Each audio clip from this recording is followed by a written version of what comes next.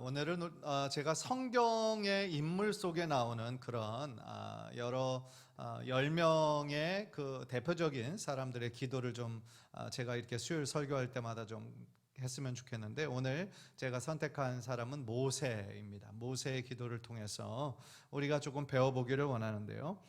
성경 속에 나오는 여러 인물들이 있죠. 성경에 나오는 인물들의 그 특징 중에 하나가 믿음의 사람이었다는 거죠. 하나님을 향한 믿음을 가진 사람이었고, 또 그 믿음으로 하나님께 어떻게 순종하며 살았는지에 대한 이야기가 구약 신약에 나오는 그 사람들의 이야기입니다. 동시에 그 사람들은 하나님을 향한 믿음의 사람이었던 동시에 또한 어떤 사람이었냐면 기도의 사람이었어요. 기도하는 사람이었죠. 하나님께서 그들의 기도를 들으시고 하나님께서 응답해 주셨어요.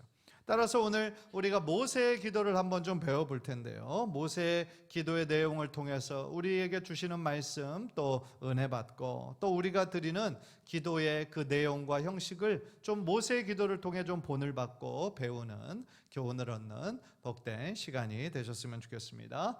PPT 보여주세요. 네. 그래서 이제 모세의 기도를 볼 텐데요. 이 세 가지 주제로 우리가 한번 보려고 그래요. 그래서 모세의 기도는 어떤 기도였느냐? 하나님의 마음을 헤아리는 모세의 기도였다라는 거죠. 하나님의 마음이 무엇인 줄 알았다라는 거예요. 하나님의 마음을 헤아린다라는 것은 하나님과의 깊은 사귐이 있었다라는 얘기죠. 하나님과의 깊은 교제가 있었다라는 얘기예요. 그래서 모세는 하나님의 친구와 같은 사람이었고, 하나님께서 모세를 부를 때 나의 종이다 라고 얘기하셨죠. 따라서 이 모세의 기도를 통하여서 이 사람은 단순히 자신에게 필요하고 급한 것을 기도 제목으로 붙잡은 것이 아니라 하나님의 마음을 헤아리면서 기도하는 사람이었구나 라는 것을 우리가 깨닫게 되는 거죠. 또 두 번째로 우리가 볼 텐데, 이것은 모세의 기도가 500년 전 아브라함 이야기와 1년 전 출애굽 이야기를 연결해서 하는 그런 기도였다라는 거예요. 그래서요, 가장 중요한 모세의 장점은 뭐였냐면 하나님과 이스라엘 백성 사이에 중보자의 역할을 감당했다는 거예요. 그래서 오늘 또 보는 내용은 모세의 중보기도의 내용입니다. 그러니까 이스라엘 백성을 위한, 그래서 하나님의 진노를 피하게 하기 위한, 무엇보다도 그것이 하나님의 영광을 위한 기도였거든요. 그래서 피스메이커라고 하잖아요. 화평케 하는, 평화를 주는 그런 자, 중보의 역할을 감당했던 자가 바로 모세였다라는 거죠. 그래서 하나님과 이스라엘 백성 사이가 멀어지지 않도록 가까이 하도록 노력했던 사람이 바로 모세였다라는 거예요. 그래서 우리는 모세의 기도를 통해서 모세가 얼마나 하나님을 사랑했는지, 또한 동시에 자신의 동족이 얼마나 하나님의 뜻에 순종하기를 원했는지를 우리가 배울 수 있다라는 거죠. 자, 네. 그래서 모세의 기도 내용 우리가 오늘 본문으로 읽었는데요. 보시면 어찌하여 애굽 사람들이 이르기를 여호와가 자기의 백성을 산에서 죽이고 지면에서 진멸하려는 악한 의도로 인도해 내었다고 멸하게 하시려 하나이까. 그 밑줄 친 거 한번 다 같이 읽을까요? 시작. 주의 맹렬한 노를 그치시고 뜻을 돌이키사 그랬어요. 하나님, 지금 이스라엘 백성에게 진노하시는 것은 내가 너무나 잘 압니다. 너무나 잘 압니다. 그렇지만 하나님의 뜻을 돌이켜 주십시오. 그런 다음에 붙잡은 게 뭐냐면 주의 종 아브라함과 이삭과 이스라엘을 기억해 주소서, 이렇게 기도하거든요. 아브라함은 뭐의 시작일까요? 언약의 시작이고, 그렇죠? 아브라함을 부르심으로 하나님께서 이스라엘이라는 나라를 통하여 제사장 나라 삼으셔서 모든 민족을 축복하기 위한 첫 시작점이 바로 아브라함이었잖아요. 그러니까 아브라함은 우리가 믿음의 조상이라고 부르는 것뿐만 아니라 하나님의 어떤 꿈의 첫 시작점이 바로 아브라함을 부르는 것이었잖아요. 그래서 하나님께서 지금 진노하신 이유는 우리 뒤에서 살펴보겠지만, 하나님의 은혜로 이 이스라엘이라는 그 나라, 아직은 나라가 형성되기 전이죠. 민족만 있었죠. 히브리 민족으로.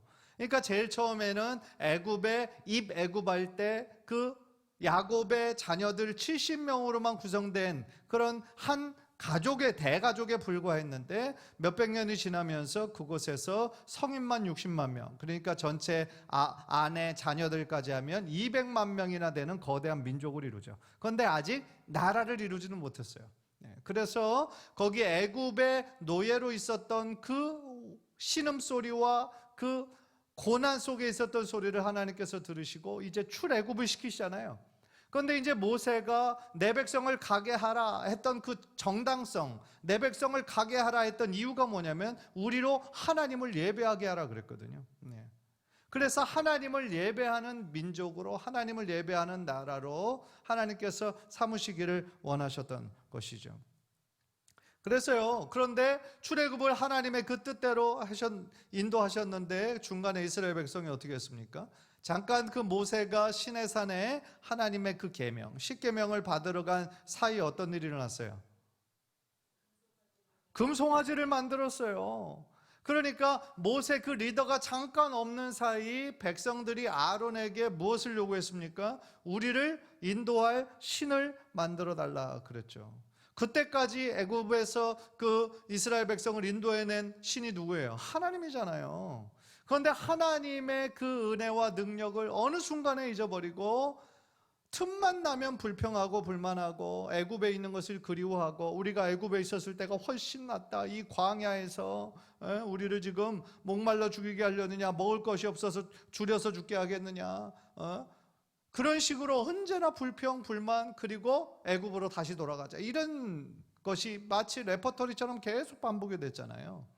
그런데 지금 모세가 잠깐 틈을 타서 없는 사이에 아론에게 대모를 한 거죠. 애굽으로 인도할 신을 만들어내라. 그래가지고 아론이 사실은 믿음이 없었던 거죠. 그리고 눈에 보이는 그 백성들을 두려워한 거죠. 그래서 그들이 가지고 있는 모든 장신구들을 다 가져와라. 그래가지고 그것을 불로 녹여서 송아지를 만들고 이것이 너희를 인도할 신이다 라고 했죠. 그러니까 모세가 내려와서 보니까 그의 마음이 어땠겠어요? 너무너무 정말 탄식하고 이런 악한 백성들의 모습을 보면서 아주 한탄을 했겠죠. 그런데 그 모습을 바라보신 하나님의 마음은 어땠겠어요? 진노가 일어나는 거죠. 내가 너희를 여기까지 인도한 구원자 하나님인데 다시 금송아지를 만들어서 하나님의 마음을 지금 아프시게 하고 어떻게 보면 하나님을 배신한 거죠. 배역한 거죠. 그러니까 하나님께서 십계명을 통해서 주신 첫 번째 계명이 뭐예요? 첫 번째 계명, 십계명의 첫 번째 계명이 뭡니까? 나 외에 다른 신을 섬기지 말라는 거잖아요. 두 번째 계명은 뭡니까? 우상을 만들지 말라는 거죠. 아는데 대답 안 하시는 거죠? 내가 그렇게. 우상을 만들지 말라는 거 아닙니까? 우상을 만들지 말고 절하지도 말라고. 날아다니는 거나 여기에 육지에 있는 거나 바닷속에 있는 거나 그 어떤 거든지 신의 형상을 만들지 말라고 그랬잖아요. 그렇죠? 세 번째는 뭐예요? 하나님의 이름을 망령되 일컫지 말라고 그랬잖아요. 그런데 이것이 십계명에 어떻게 보면 순서가 하나님의 그 강력한 뜻이 나와 있는 거잖아요. 하나님이 가장 싫어하는 게 뭐라는 거예요? 하나님 외에 다른 신을 섬기는 거예요. 그것도 어떤 형태를 만들어 가지고 우상을 만들어서 힘도 없고 인간이 손으로 만든 것에 불과한데 그것이 진짜 신인 줄 알고 섬기는 것을 하나님이 바라볼 때 얼마나 가슴 아프시고 진노가 일어나시겠어요.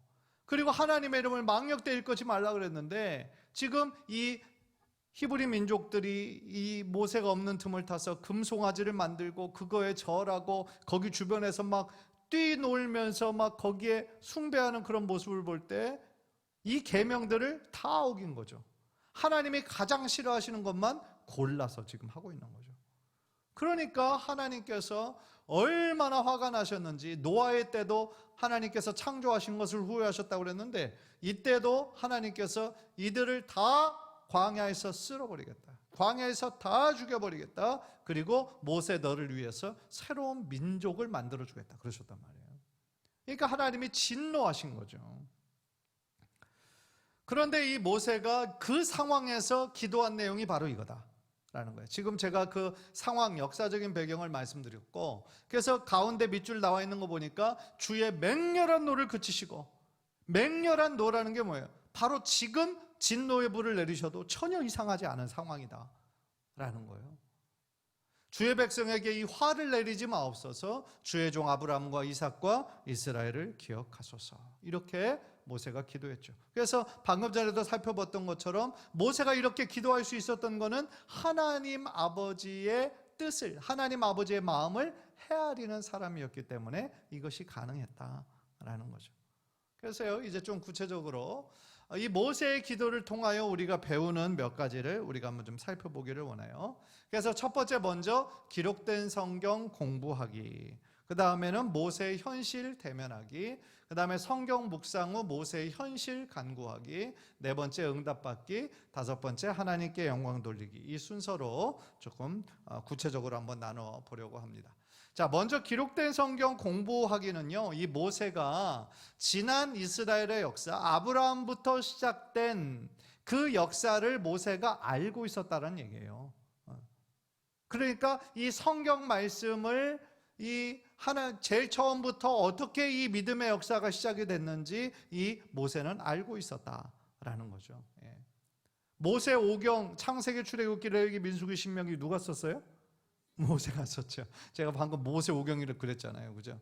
그러니까 모세는 이 모든 것들을 다 어떻게 보면 알고 있었던 거죠. 그러니까 기록된 성경 공부하기는 우리가 말씀을 잘 알아야 되겠다라는 뜻이죠. 그래야 하나님께 더 깊이 간절하게 기도할 수 있다라는 뜻이에요. 사실은 뭐 어렵지 않습니다. 자, 첫 번째, 내가 너로, 우리 한번 다 함께 읽을까요? 시작. 내게 복을 주어 내 이름을 창대하게 하리니 너는 복이 될지라. 너를 축복하는 자에게는 내가 복을 내리고 땅의 모든 족속이 너로 말미암아 복을 얻을 것이라 하신지라. 자, 이것이 지금 하나님께서 누구에게 하신 말씀입니까? 아브라함에게 하신 말씀이에요. 창세기 12장이잖아요, 그죠? 내가 너로 큰 민족을 이루고 복을 주어 내 이름을 창대하게 하리니 너는 복이 될지라. 그래서 복의 근원이라는 얘기, 축복의 통로라는 얘기를 많이 하잖아요. 그래서 땅의 모든 족속이 너로 말미암아 복을 얻을 것이라. 자, 보세요. 땅의 모든 족속이 너로 말미암아 복을 얻을 것이라. 그러니까 아브라함은 이스라엘만을 위한, 이스라엘 나라와 민족만을 위한 조상이 아니었어요. 그리고 아브라함을 개인으로 부르셔서 하나님께서 이렇게 축복하신 것은 결국 어디까지 나아가기를 하나님은 미리 바라보셨냐면 땅의 모든 족속이 아브라함으로 말미암아 복을 얻을 것을 하나님께서는 미리 알고 계셨죠. 그러니까 아브라함부터 시작해서 모든 이방 민족이 다 하나님의 복을 받기를 원하시는 것이 하나님 아버지의 마음이다라는 거죠. 자, 두 번째, 우리 한번 다음 주 읽을까요? 시작. 아브라함아 아브라함아 하시는지라. 아브라함이 이르되 내가 여기 있나이다 하매 사자가 이르시되 그 아이에게 내 손을 대지 말라. 그에게 아무 일도 하지 말라. 네가 내 아들 내 독자까지도 내게 아끼지 아니하였으니 내가 이제야 네가 하나님을 경외하는 줄을 아노라. 어떤 장면인지 아시겠죠? 아브라함의 그 100세 때 낳은 아들 있었잖아요. 누구죠? 이삭이잖아요. 이삭이 청소년 시기쯤 되었을 때에 하나님께서 아브라함에게 이런 명령을, 너무나 힘든 명령이었죠. 주실 때는 언제고, 그렇죠? 주실 때는 언제고 다시 제물로 드리라고요? 그런데 나보고 아들을 직접 죽이라고요? 그리고 각을 떠서 하나님께 드리라고요? 나는 못합니다. 대부분의 사람이 다 기절하지 않겠어요? 그렇죠? 그런데 이 아브라함은 자신에게 그 100세 때 낳은 아들, 눈에 넣어도 아프지 않은 그 아들, 하나님께서 정말 자신에게 제물로 드리라고 할 때 실제로 그 모리아 산까지 3일 길을 가면서 바치려고 하잖아요. 물론 그의 마음에 막 번뇌가 있고 너무 힘든 시간이었겠지만 하나님 앞에 그 칼을 들어서 죽이려고 하는 그 순간까지 조금도 주저하지 않고 했잖아요. 그러니까 하나님께서 인정하시잖아요. 뭐라고 그랬습니까? 내가 이제야 네가 하나님을 경외하는 줄을 아노라. 그러니까 하나님께서 아브라함의 진심을 거기서 보신 거죠. 아브라함의 진심을 보고 하나님을 향한 그 사랑 인정받게 된 거죠. 사실 아브라함의 순종뿐만 아니라 또 아들 이삭의 순종도 있었죠. 아들 이삭도 이때부터 믿음이라는 것이 무엇인지 배우게 되었던 것이죠. 자, 세 번째, 네가 이같이 행하여. 시작. 네가 이같이 행하여 네 아들 내 독자도 아끼지 아니하였은즉 내가 내게 큰 복을 주고 내 씨가 크게 번성하여 하늘의 별과 같고 바닷가의 모래와 같게 하리니 내 씨가 내 대적의 성문을 차지하리라. 또 내 씨로 말미암아 천하 만민이 복을 받으리니. 그렇죠? 믿음의 자손들을 통하여 천하 만민이 복을 받을 것이다. 그러니까 아브라함이 믿음의 시험에 통과한 이후로 하나님께서 아브라함에게 하신 축복을 누구에게 또 이어주셨어요? 이삭에게. 또 이삭의 축복이 누구에게로? 야곱에게. 계속하여 믿음의 축복이 계속해서 흘러넘치게 하셨던 것이죠. 자, 네 번째, 시작. 나는 내 조상의 하나님이니 아브라함의 하나님, 이삭의 하나님, 야곱의 하나님이니라. 내가 애굽 있는 내 백성의 고통을 분명히 보고 그들을 애굽인의 손에서 건져내고. 이제 한 민족을 넘어서 제사장 나라가 되게 하시고 거룩한 백성이 되게 하시려는 하나님의 뜻이 지금 구체화되고 있다라는 거죠. 자, 그래서 지금 이제 이 모세 때까지 어떤 역사를 통해서 거쳐왔나를 보는 거예요. 그리고 모세는 이것을 알고 있었다라는 얘기를 하기 위해서 지금 이 말씀을 드리는 거예요. 자, 그 다음 밤중에 여호와께서. 시작. 밤중에 여호와께서 애굽 땅에서 모든 처음 난 것 곧 왕 위에 앉은 바로의 장자로부터 옥에 갇힌 사람의 장자까지와 가축의 처음 난 것을 다 치심해. 애굽의 하나님께서 몇 가지 재앙을 내리셨어요? 10가지 재앙을 내리셨죠. 이 장자의 죽음은 몇 번째예요? 10번째 재앙이었죠. 그러니까 9번째까지 피, 개구리, 이 팔이 쭉 있었는데 그때뿐이었잖아요. 바로가 이것만 없애게 하면 너 이제 네 말대로 다 이 백성을 다 데려가라 그랬는데 그 순간이 딱 넘어가면 다시 마음이 어떻게 됐어요? 완고해지고 강팍해졌다고 그랬잖아요. 그래서 끝까지 말 안 듣다가 이 10번째 장자의 죽음, 자신의 아들의 죽음을 경험하고 완전히 이제 포기하고 다 이렇게 내보내주잖아요. 그런데 왜 10번째 이 재앙으로 하나님께서 애굽의 이 장자들 그리고 첫 번째 그 새끼들을 다 죽이셨을까요?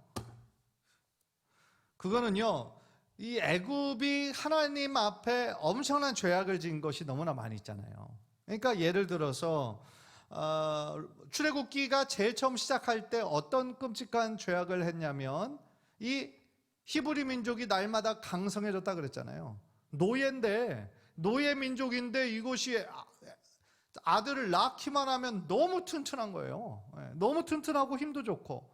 그러니까 어떤 위협을 느끼기 시작했냐면 이 노예 민족이 이것이 반란을 일으키면 이거 큰일 나겠는데 라는 생각이 들어서 어떻게 했어요? 아들을 낳으면 어떻게 했어요? 다 죽이라고 그랬잖아요. 끔찍한 명령을 내리죠. 아들을 낳으면 무조건 죽이라는 거예요. 그러니까 모세는 사실은 하나님의 뜻에 의해서 겨우 살았지만 사실은 모세의 그 시대에 태어났던 각 가정의 이 히브리 민족의 아들들은 다 죽은 거죠. 끔찍한 죄를 범한 거죠. 또 히브리 민족을 노예로 삼아서 얼마나 악한 행동을 많이 했습니까? 그러니까 하나님께서 애굽의 죄악을 치신 거죠. 이렇게. 자, 두 번째 구절 시작. 430년이 끝나는 그날에 여호와의 군대가 다 애굽 땅에서 나왔다. 그러니까 지금 이 히브리 민족이 애굽 땅에서 몇백 년 있었다는 얘기예요? 430년간 있었다는 얘기죠. 자, 이것으로 내 손에 기호와 내 비간의 표를 삼고 여호와의 율법이 내 입에 있게 하라. 이는 여호와께서 강하신 손으로 너를 애굽에서 인도하여 내셨음이니 해마다 절기가 되면 이 규례를 지킬지니라. 자, 하이라이트 한 대가 너를 애굽에서 인도하여 내셨다. 누가요? 하나님이. 애굽에서 인도하시니까 누구예요? 하나님이시잖아요. 바로 그 다음 내가 바로와 그의 병거와 마병으로 말미암아 영광을 얻을 때야 애굽 사람들이 나를 여호와인 줄 알리라. 당시 그 군대, 애굽 군대가 최강이었거든요. 그 이유가 뭐예요? 병거와 마병이 있었거든요. 병거와 마병. 그러니까 당시에 최고의 군사력이었지만 하나님 앞에서는 뭐예요? 아무것도 아니었죠. 하나님 앞에서는. 병거와 마병이 어떻게 됐어요? 홍해 가운데쯤 쳐들어왔을 때 양쪽에 있는 바다가 완전히 가운데로 다시 들어오게 되면서 회복하게 되면서 다 빠져 죽었잖아요. 그래서 역사적으로 봤을 때도 이때 애굽의 국력이 완전히 확 떨어지는 걸로 나와요. 그러니까 하나님을 믿지 않는 역사책도 보면은 그러한 적이 나와요.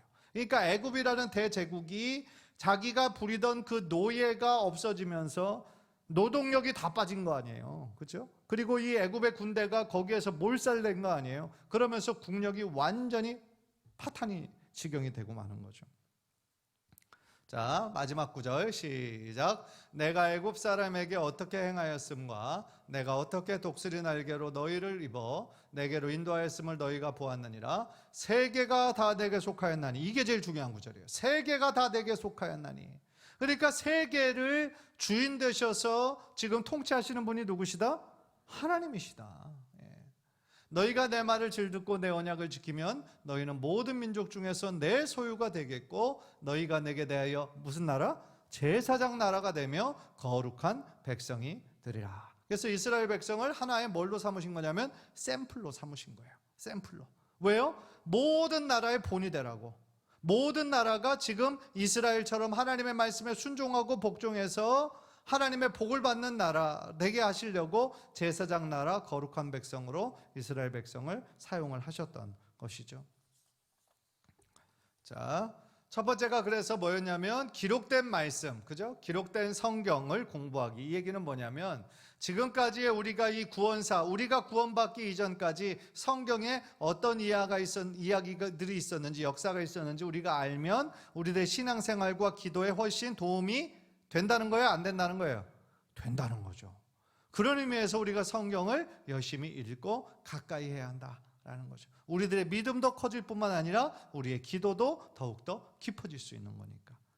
자, 그러면 두 번째는 다음 나의 현실 대면하기, 모세의 현실 대면하기였어요. 이 얘기는 뭐 아까 제가 이야기로 쭉 했기 때문에 그냥 넘어가도 될 것 같아요.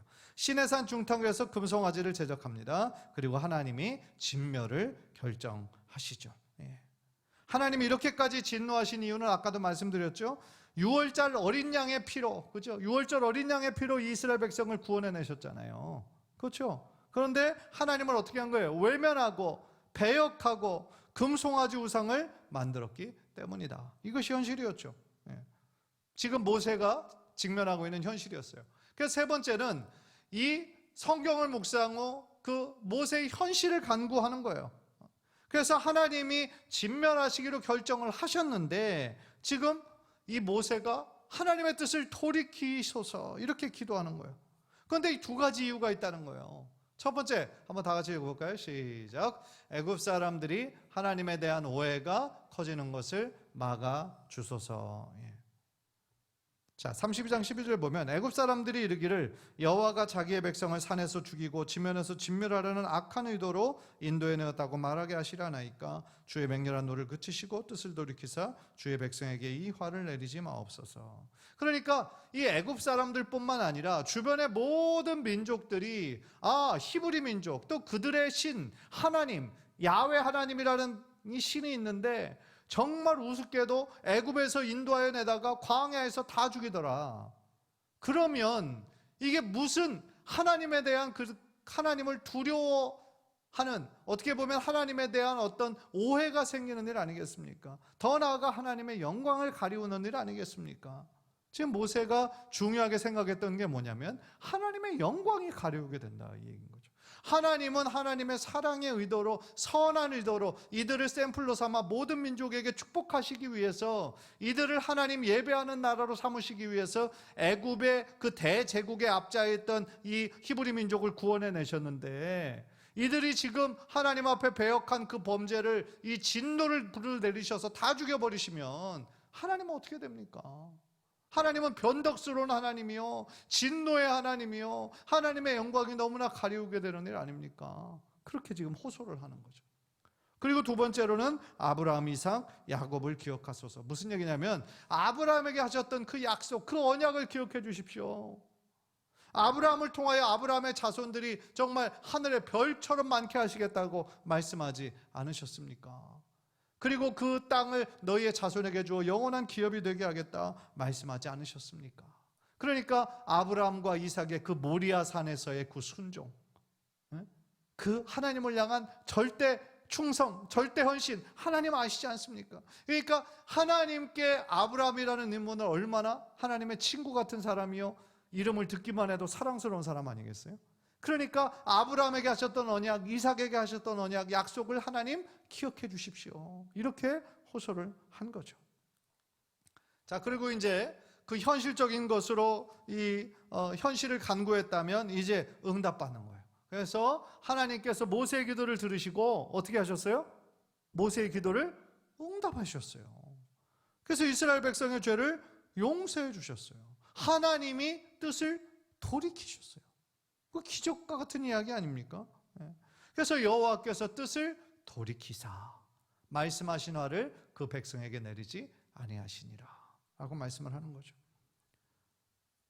그래서요, 보시면 전에 가까이 이르러 그 성을 던져 깨트리니라. 그러니까 모세가 노에서 그 시기명 판들을 산 아래로 먼저 깨트리죠.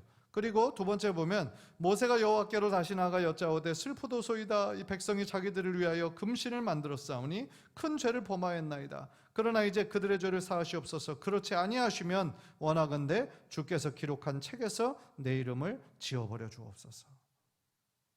하나님의 생명책에서 자신의 이름을 지워달라는 거예요. 그 정도로 지금 심각하게 하나님이 이 백성의 죄를 용서해 주십시오. 아까 제가 제일 처음 말씀드렸잖아요. 하나님과 이스라엘 백성 사이에 중보의 역할을 감당했던 중보 기도자가 누구였다? 모세였다. 그리고 그토록 자신의 구원을 포기할 만큼 자신의 동족을 사랑하는 마음이 있었다라는 얘기죠. 그런데 이 하나님께서 충격적인 말씀을 하시죠. 나는 너희와 함께 올라가지 않겠다. 내가 이번은 용서한다. 그런데 내가 너희에게 약속한 땅, 아브라함을 봐서 아브라함, 이삭, 야곱에게 내가 약속했던 것대로 내가 너희에게 땅을 주겠다. 가나안 땅이다. 그런데 너희들은 들어가라. 나는 너희들하고는 같이 못 가겠다 라고 하나님께서 말씀하시죠. 너희는 복이 곧은 백성인즉 내가 길에서 너희를 진멸할까 염려함이니이다. 너희들이 이처럼 나를 배신하고 배반하고 배역한 것을 또 하지 않을 거란 보장이 어디 있느냐. 나는 너희들이랑 못 간다. 내가 또 진멸할까 할지도 모른다. 그런데 모세가 이거를 붙잡고 또 기도하죠. 가나안 땅을 우리에게 주셨는데 하나님이 안 계시면 그 땅이 무슨 의미가 있습니까? 하나님 우리와 동행해 주십시오. 또 간절히 기도하죠. 그래서 하나님께서 동행을 거부하셨다가 제일 마지막, 우리 다 함께 읽읍시다. 시작. 여호와께서 이르시되 내가 친히 가리라. 내가 너를 쉬게 하리라. 이렇게 말씀해 주시는 거죠. 그러니까 모세의 기도가 얼마나 하나님 아버지의 마음을 헤아리고 하나님의 뜻을 돌이킬 정도의 친밀함이 있었고 하나님을 정말 사랑하는 마음이 이 모세에게 있었다라는 거죠. 그렇다고 해서요, 이 모세가 이스라엘 백성들의 그 죄를 다 용서해 달라고 하고 그냥 딱 끝난 게 아니었어요. 죄에 대한 결과를 물었어요. 그 이스라엘 백성들에게. 그래서 어떻게 했는지 아십니까? 금송아지를 다 부수고요. 그거를 갈아가지고 범죄한 이스라엘 백성에게 다 마시겠어요. 그거를. 그리고 레위 자손이 칼을 줘가지고요. 레위 자손에게. 그래서 그 범죄에 앞장서고 그 우상 숭배에 앞장섰던 사람 3,000명을 죽였어요. 그날. 물론 200만 명이 죽는 것보다 나았지만 어떻게 보면 그 사건 앞에서 많은 백성들이 벌벌 떨었겠죠. 하나님을 향한 경외함. 우리가 정말 죄를 범했구나. 이것이 얼마나 정말 엄청난 죄악인 것을 뼈저리게 느낀 거죠. 하나님을 경외하고 하나님을 두려움이 다시 한번 회복이 된 거죠. 자, 이제 마지막입니다. 하나님께 영광 돌리기, 주의 영광을 내게 보이소서 했거든요. 자, 이 두 번째 거, 제일 마지막 그 하이라이트 한 것이 그것을 보면 뭐라고 기도했냐면 주의 영광을 내게 보이소서. 주님의 영광을 내게 보여주옵소서. 이렇게 얘기하죠.